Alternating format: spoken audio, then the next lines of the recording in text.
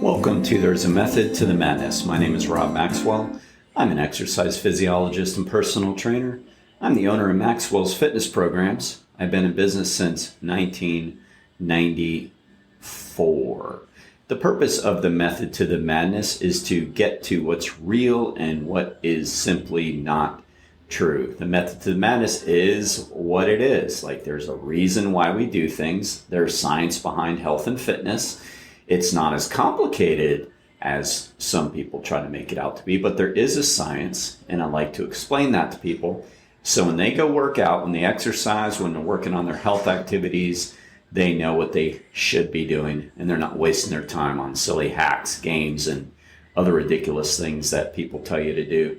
Before I get to that, let me thank Jonathan and Lynn Gilden of the Gilden Group at Realty Pros. They currently have over 280 5-star reviews on Zillow, and they're true professionals. Jonathan actually has a degree in real estate from Florida State, and his beautiful wife Lynn has an MBA, and that means they're professionals. In my opinion, I think it's good to really go after what you are going to do with your career and try to make yourself the best. I've always believed that in my line of work as well. If you need help, they can be reached at thegildengroup.com. So today I'm going to talk about the method to the madness to building some muscle, because there is a science behind it. It's actually less complicated than we make it. But again, it's things that we don't know about or they don't talk about.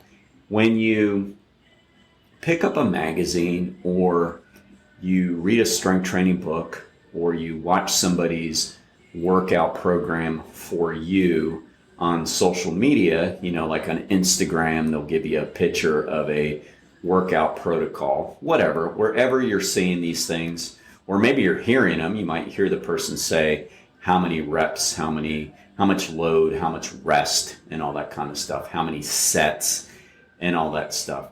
So those are called acute program variables, all right? They help us measure things, but they don't mean anything. Like, there's a reason why muscles grow. And I promise you this, your muscles can't count. Your muscles don't know how many sets you're doing. Your muscles do not know what load you're lifting. Your muscles don't really know much of anything except they're getting tired. So I want to talk about that today. And another little intro into that, so you really grasp what I'm getting at here, is another thing that kind of gets in the way of people understanding this is the old, I guess it's a myth. It's just not true when you hear people say that there's a style to lifting, all right? So in other words, let me give you an example. Recently, quite often actually, one of the things I've seen is, some women, sorry ladies, but I've only heard it from you, so I'm not trying to be sexist here. I've just only heard women say this. So women say about other women that do CrossFit, they'll say, well, I don't want to look like that, so I'm not going to work out like that. And I've heard of actually a guy that I read one of his sample books. It was a free book on Kindle, so I read it because I like reading different things. And the author said some pretty true things about strength training, but he didn't say all of it true. And he said something like, so if you want to build muscle, you train like a bodybuilder. And if you want to get stronger, you do such and such. And it doesn't even matter what such and such is. It's just like, that's wrong. I mean, so in both cases, people are giving credence to how people are responding to lifting. And the number one parameter that decides how people respond to lifting is their genetics. I mean, that's the bottom line. And don't get me wrong, when I say I follow some of the CrossFitters or whatever, it's not like I'm into CrossFit. I've never taken a CrossFit class in my life. I would never teach a CrossFit class. Like, I'm not into CrossFit. I respect some of the things that they do, and I think, like all sports, they have some really good athletes. And then there are things I don't like about CrossFit, but that's neither here nor there. It's being fair and saying that more than anything, the sport chooses you versus you choosing the sport. So if you've got those kind of genetics and abilities, you are going to do well. And one of the people that I know locally is a very, very good at CrossFit. She, I don't know, I'm not going to say names and stuff. It's probably easy to figure out. And this is nothing but complimentary to her. But, who the heck knows if she wants to be talked about on a podcast. So leaving the names out, but she lives here in my area. And she's a master's athlete. She's very good at CrossFit. I think she's gotten really high up in the ranks for her age group. But I knew her from swimming. Like, she was a phenomenal swimmer. She swam in high school. She swam in college. Then she got into triathlon and she did really well there. And now she's doing CrossFit and she's dominating there. So what are people going to say? Well, I'm not going to swim because that's the swimmer's build, or I'm not going to do triathlon because that's the triathlete's build. And when you think about it, that's so silly, because those two sports are the sports that you would think of where you might have an opposite idea how somebody looks. When you think of CrossFit, you might think, oh, more muscular. You think of triathlete, you think leaner or whatever, not as lean as a runner, but leaner than a CrossFitter. And it's like, but this is the same person. And she's essentially looked the same since I've known her. She's always just had a nice, muscular, lean build. That's just who she is. So the first thing we have to understand with muscle building is that how we respond is largely genetic. What we do, we should all be doing the same thing. We should all be trying to stimulate the muscle tissue that we're trying to work. And if we're smart about our body, we should be trying to work all of the major muscle groups of the body. But it's not really any more complicated than that. Like, it is a genetic thing how we respond. If a person who is a mesomorph, which is a muscular body type, and have more predominantly fast twitch muscle fibers than slow twitch muscle fibers, and if they train, say, like a weightlifter, and weightlifters do the exercises of clean and jerk and snatch, so it's like an explosive movement. There has to be a lot of technique. But if they train that way and never did bodybuilding, so to say, they would still be muscular and big. And if you took a triathlete, like a real natural triathlete, like a Lance Armstrong looking cyclist, and he was a very good triathlete before he was a cyclist, by the way. He went to cycling because there was a lot more money in it. But if you take him and put him on a bodybuilding, say, split routine where you're hitting all the muscles from different angles and you're doing supersets and all these different things, these tips and techniques that bodybuilders might use, he's still going to look like Lance Armstrong. So should he lift? Of course he should, but for his own strength and his own fitness goals. But we need to get it out of our head that there is a certain way to lift to bring about muscle, okay? It's just not true. There's certain ways to lift, of course. I mean, we don't want to get hurt. We want to use proper form. We want to use proper technique. We want to hit the proper angles, of course. But that has nothing to do with how we're going to take off. So get that out of your head. That's the easy part. Next, a little bit about the science. What do we have to do? What's the method to the madness? It drives me nuts. Like, even the NSCA, the National Strength and Conditioning Association, I don't think they do the best job either with some of their major textbooks on strength training. Like, they are so hell-bent on pushing the acute program variables, which is fine. I mean, you need to know that, and I'll explain why at the end. But they just give us, like, the methods, but not the madness. So in other words, the acute program variables are the sets, the reps, the loads, the rest times, the exercises chosen, the days of the week to train. Okay. All that matters, but it only matters to get you to the end result. What frickin' builds muscle? I mean, if you go and say to build your biceps, for example, do 3 sets of 12 of preacher curls, and you leave it at that. You might even say use a certain load, right? So that's all I got to do, right? Just 3 sets of 12. I'm going to build arms like Arnold Schwarzenegger. It's like, well, what if those 3 sets are 9 minutes apart?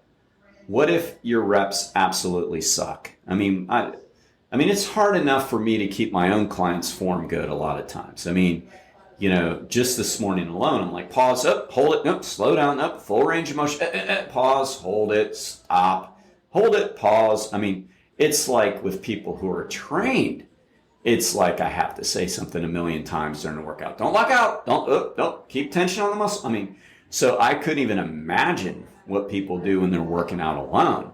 I mean, form is everything, as anybody who knows me knows that I've said this a million times. So what if your form absolutely sucks, but you did your 3 sets of 12? I mean, you're really going to build so much muscle? And what if when you got to 12, you had another 20 reps in you? But what if one person got to the 12 and it was all they could do? That's still the same thing? It's not the same thing. Like, those are just acute program variables. What we have to do, and it's this simple. Like I said, it's a science, but it's simple. You have to get the muscle to failure.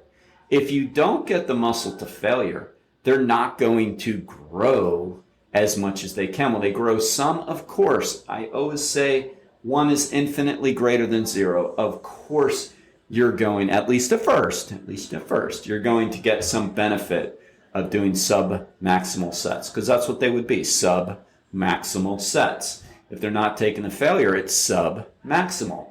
You're not going to get a lot out of that. If you've been training for years like me, 40 years, I mean, if I don't get the failure, I did nothing. So I better really push the muscles to the point where they need to go. And I shouldn't be on an ego trip worried about if it's what rep it is or what load I'm using. The idea is to get the failure. So that's the first part. And the method to the madness behind that is because when you get the failure, that means you have recruited every single muscle fiber. Now, we have thousands of muscle fibers in each muscle belly. You have fast twitch and you have slow twitch muscle fibers in each muscle of your body, in each muscle belly of your body. When you strength train, you're trying to recruit every one of your fast twitch muscle fibers. Now, you can't select which ones, okay? That's impossible. The size theory says that we always recruit from the smallest to the largest muscle fiber. The smallest muscle fibers are your slow twitch muscle fibers. So you recruit them first. Early in a set, you're recruiting your slow twitch muscle fibers. Once they start to fatigue, then you start recruiting your fast twitch muscle fibers. And you keep going until you've recruited every last one of your fast twitch muscle fibers. When you do that, you provided a way for the muscle to be broken down and grow. So that's the first part. 100% recruitment of the fast twitch muscle fibers.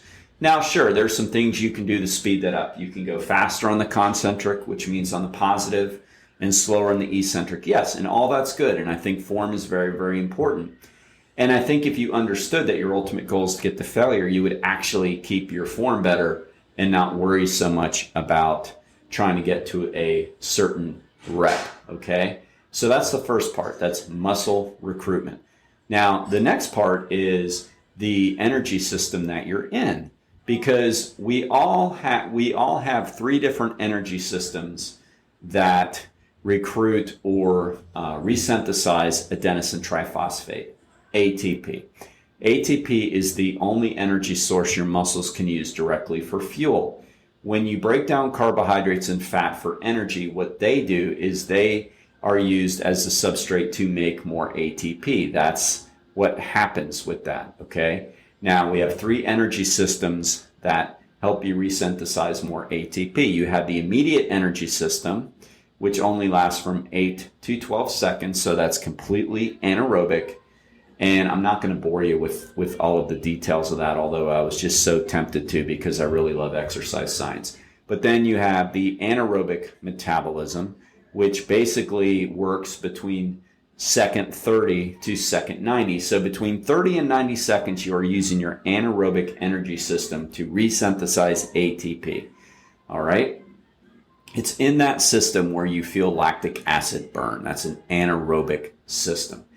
Now, if you go to failure between 30 and 90 seconds, you have done what you can do to increase your muscle mass, which is called hypertrophy. It's really that simple.